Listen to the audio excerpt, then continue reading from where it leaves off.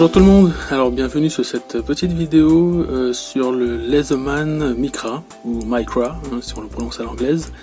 C'est un petit multi-outil qui est le pendant direct du Leatherman Squirt ici. Alors il est un poil plus grand, ici c'est le modèle argent. Alors le pendant pourquoi parce que tout simplement sur le Leatherman Squirt, donc ici on a une pince, alors que sur le Micra ici on a une paire de ciseaux.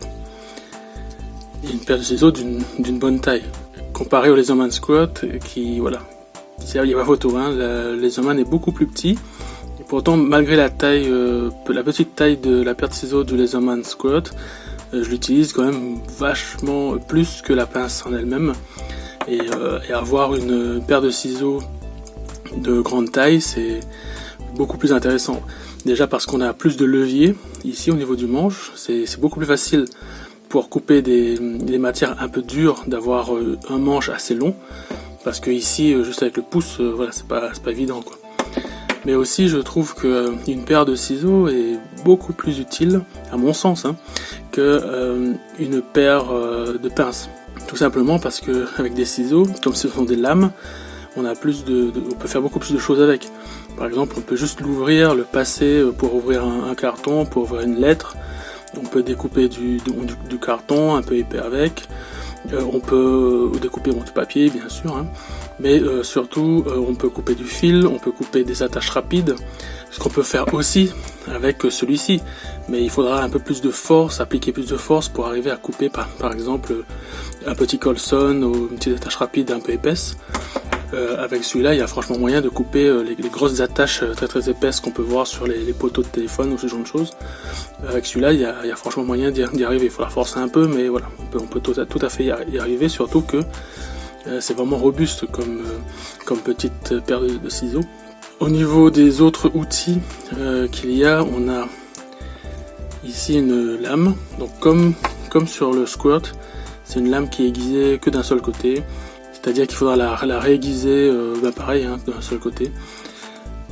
Ensuite on a ici une petite lime à ongles et un crochet, donc ce qui peut servir de cœur-ongle, mais c'est aussi un crochet qui peut servir de levier. Quand par exemple, je sais pas moi, vous voulez attraper par exemple des agrafes, soulever des agrafes pour les retirer, attraper le levier d'une canette de boisson quelconque, hein.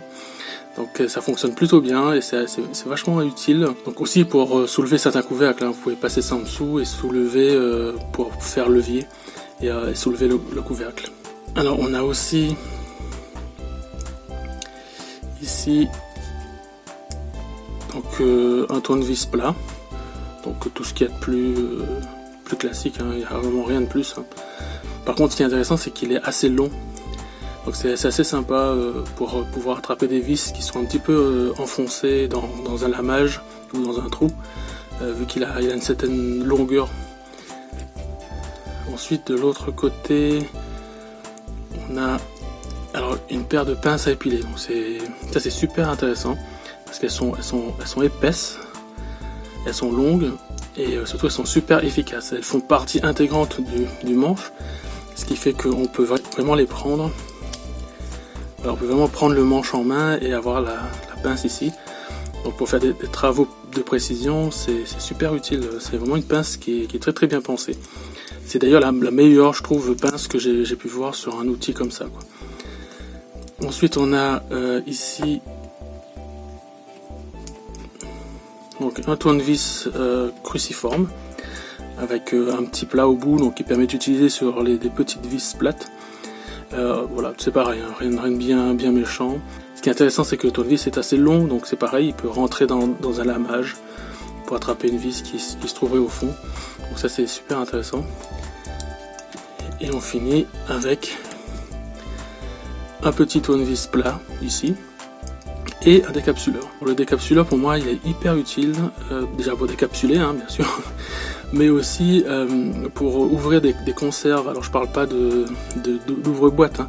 Je parle des conserves en verre par exemple avec un couvercle. quelquefois il est très difficile de soulever, d'ouvrir la conserve.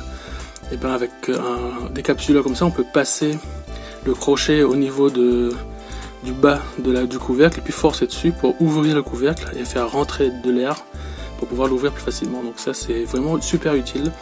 C'est, je trouve, un outil qui manque souvent sur les tout petits multi-outils qu'on peut avoir en poche. Mais là il y en a un, donc c'est parfait.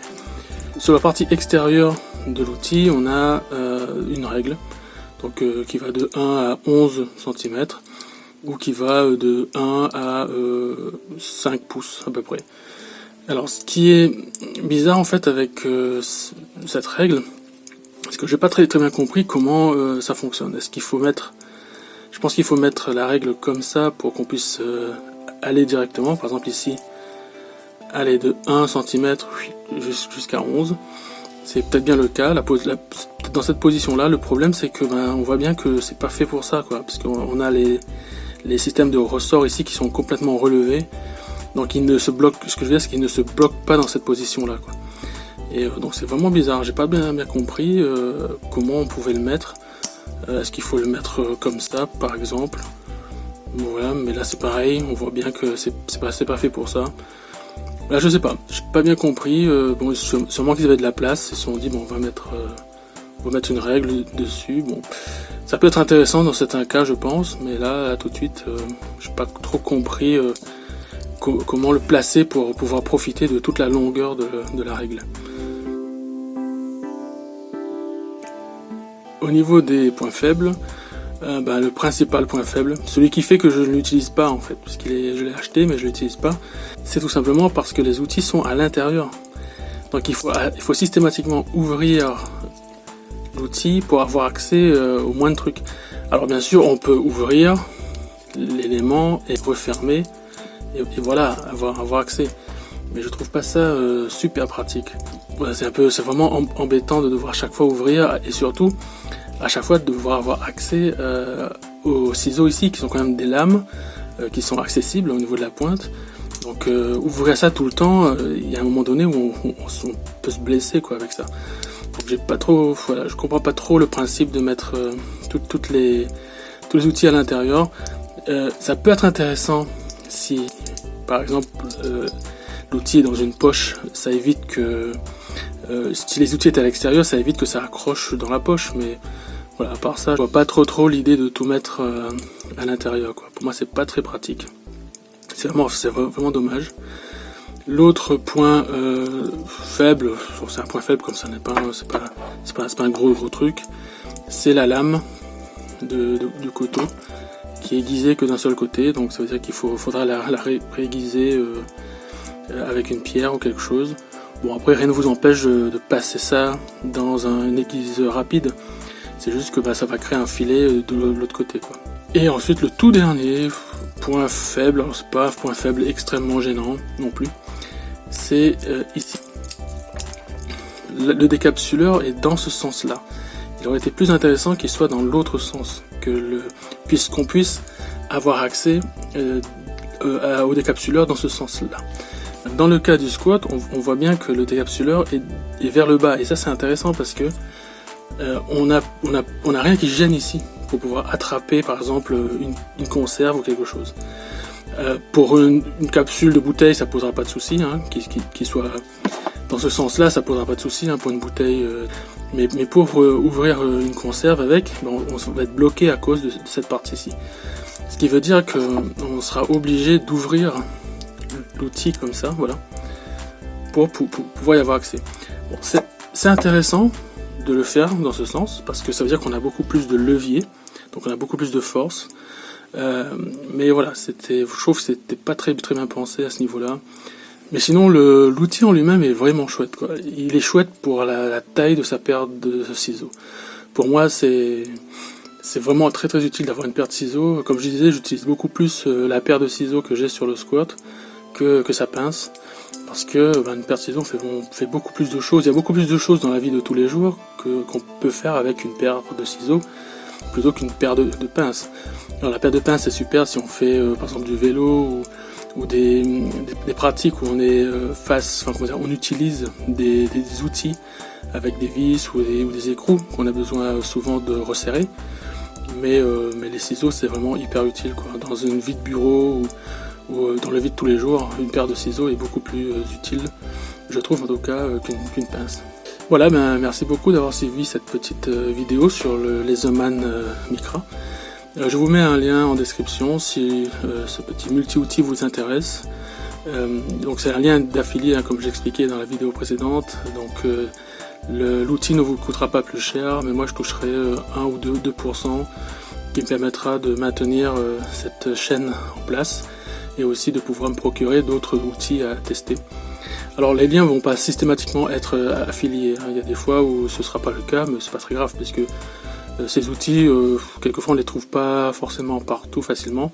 Donc les liens que je mettrai, c'est les liens que moi j'ai réussi à trouver sur internet, donc ils ne seront pas systématiquement affiliés. Voilà, en tout cas merci beaucoup d'avoir regardé cette vidéo et à la prochaine.